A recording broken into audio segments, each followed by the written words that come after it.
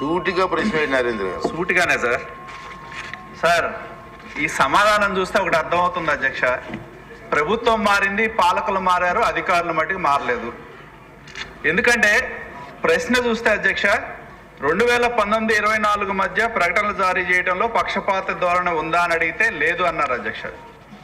అలాగే 19-24 మధ్య చెల్లింపులు ఏంటంటే ఇప్పుడే గౌరవ సభ్యుడు శ్రావణ్ చదివినిపించాడు అధ్యక్ష. ఈనాడుకి ఎంత ఇచ్చారు, ముఖ్యమంత్రి గారి యొక్క సతీమణి ఆధ్వర్యంలో నడిచే సాక్షికి ఎంత ఇచ్చారు, ఆంధ్రజ్యోతికి ఎంత ఇచ్చారు అనేది సభ ముందు చెల్లింపులు పెడితే పక్షపాత ధోరణి అనేది స్పష్టంగా కనపడతా ఉంది.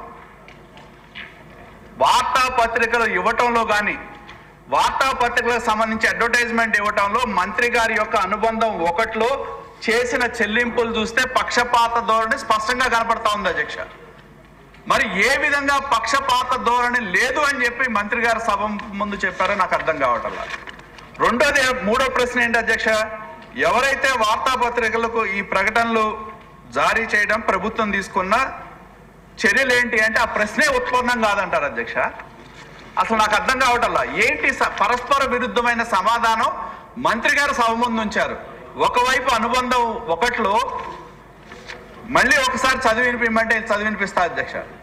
ఈనాడుకి 190 కోట్లు ఇచ్చినట్టు, సాక్షికి 292, ఆంధ్రజ్యోతికి 21 లక్షలు మాత్రమే ఇచ్చినట్టు, ఆంధ్రప్రభకి 14 కోట్లు, సర్క్యులేషన్ ఆధారంగా ప్రకటనలు ఇవ్వలేదు అనేది స్పష్టంగా చెల్లింపుల్లో కనపడతా ఉంది.